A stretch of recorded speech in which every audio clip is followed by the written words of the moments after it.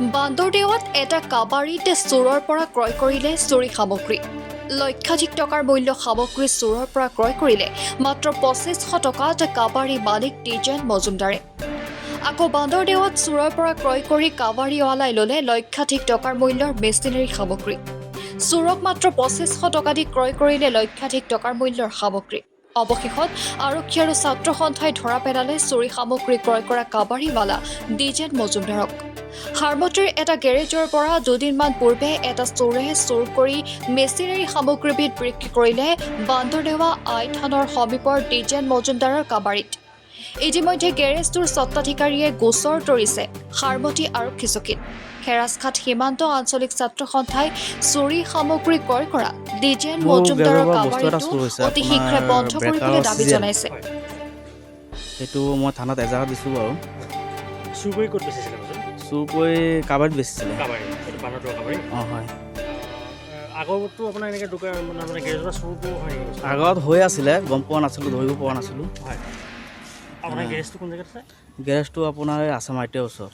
হাৰমতি আছামাইটি আছে। হয়। আপুনি ইতিমধ্যে হাৰমতি আউটপোষ্টত লিখিত এজাহাৰ দিছোঁ। আজি আমি খবৰ এটা পালোঁ যে হাৰমতিৰ এটা গেৰেজৰ পৰা এটা লোহাৰৰ এটা বস্তু অনা হৈছিল, যিটো বস্তু আপোনাৰ আমাৰ বান্দৰদেৱা কাবাৰীত বিক্ৰী কৰিলে।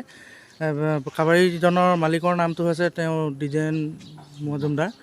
আৰু কথাটো হৈছে কি, যাৰ পৰা চুৰ কৰিছে, যোন গেৰেজৰ পৰা চুৰ কৰিছে, সেই মালিকে কৈছে যে বস্তুটো চুৰি হৈছে বুলি। এখেতে কৈছে, লোৱা মানুহজনে কৈছে, যিজন কাবাৰী মানুহ তেখেতে কৈছে যে বস্তুটো আমি লৈছোঁ, কিন্তু চুৰ কৰি আনিছে, কি কৰি আনিছে নাজানো, আইডেণ্টি প্ৰুফ লৈছোঁ বুলি কৈছে।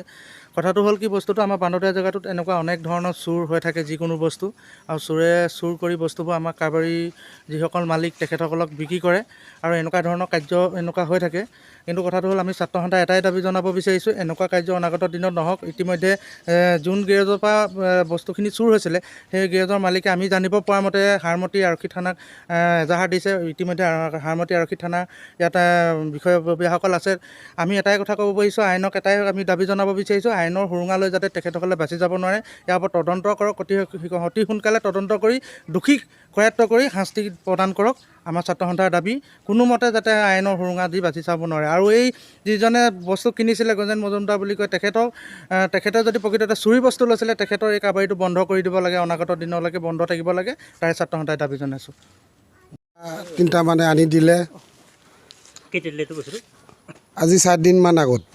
তাৰপিছত সিহঁতে গেৰেজৰ মানুহটো ফোন কৰিলে মোক।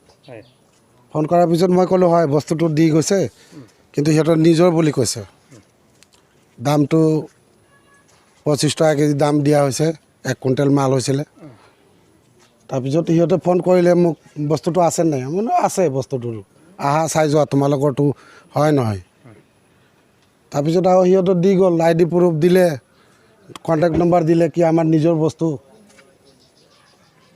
ইমানতে হ'ল আৰু। কিমান টকাৰ? 2500 টকা। 2500 টকা। চোৰকেইটা চিনি পায়? চোৰটো নহয় বুলি কৈ আছিলে সিহঁতে, এতিয়াহে চোৰ ওলালে। হয়, এনে চিনি পায় নেকি?